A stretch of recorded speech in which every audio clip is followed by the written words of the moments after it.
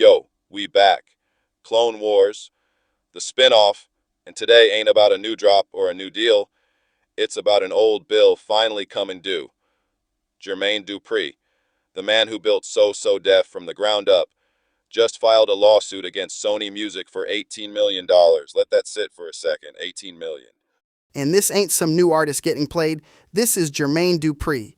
So Def gave us Kris Kross, Xscape, Brat, Jagged Edge, Bow Wow. He produced for Mariah Carey and Usher. 3 decades, over 200 million in gross revenue tied to that catalog. If a legacy like that can get shorted, everybody in this business needs to be paying attention. Hold on, how do you even short somebody at that level for that long? Like, don't major labels have accountants checking accountants? Walk me through what he's actually alleging. According to the complaint filed in Manhattan federal court, Sony hid Kris Kross royalties in a completely separate accounting system for over 20 years without telling Dupri's side it even existed. The suit alleges producer and override royalties from Kris Kross's first 2 albums, Totally Crossed Out and Da Bomb, weren't reported at all until 2023. That's over $2.2 million just from those 2 records. And it's not just Kris Kross. The lawsuit says Sony underreported over $960,000 in producer royalties from Xscape's 1993 debut and withheld more than $1 million in producer royalties from Brat's Funk Daffy. Dupri's team is calling it a systemic pattern of contemptuous accounting practices, meaning this wasn't one clerical error. They're alleging a pattern across multiple artists and multiple decades. See, this is why the elders always told you. Read your paperwork twice and then read it again. This ain't new. Labels have been running split ledgers and burying line items since before some of these new artists were born. The only thing that's new is somebody with enough resources finally pulling the thread all the way through. And think about the culture cost, not just the money. Kris Kross, Xscape, Brat. That's not a footnote. That's the sound of the 90s.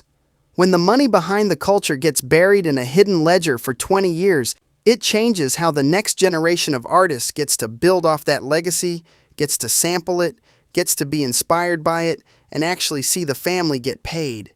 This is exactly why I check my distributor statement every single month, even though I'm nowhere near that level yet. If a legend with a real business and real lawyers can get buried for 20 years, an indie artist getting 1 PDF a quarter from a distro service has to be even more locked in. You don't wait until you blow up to start auditing your own numbers. This is where an audit clause in your contract is worth more than a bigger advance. An audit right lets you or an independent accountant go into the label or publisher's books on a schedule and verify what you're owed.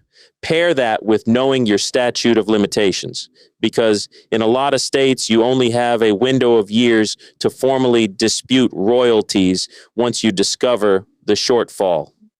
Dupri's case leans on the discovery of the hidden ledger to argue the clock restarts. That's a real legal strategy, not just a complaint.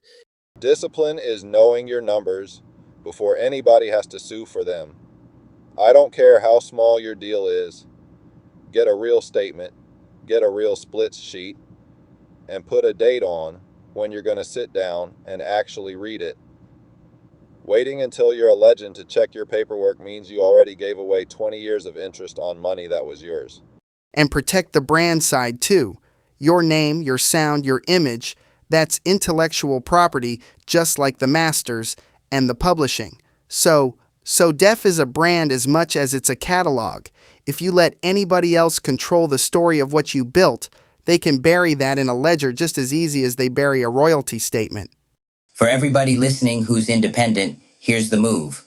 Request your royalty statements in writing every quarter, not just when you remember to ask. Get your splits documented and registered with your PRO the day the song is finished, not after it starts making money. And find one person, an accountant, a business manager, whoever, whose only job is to sit on your side of the table and check the math. Let's bring it home the way we always do. Knowledge is one. Knowledge of self means knowing your own contract, your own splits, your own numbers, before anybody else tells you what you're owed.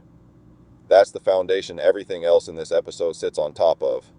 wisdom is two, and wisdom is knowledge applied. It's one thing to know an audit clause exists. It's another to actually use it, to actually hire the accountant, to actually send the letter requesting your statements. Generational wealth isn't built on knowing better. It's built on doing better with what you know. Understanding is three. That's when knowledge and wisdom come together and you truly get the game, not just your corner of it. Understand the business well enough that nobody can bury your money in a ledger for 20 years and call it an accident.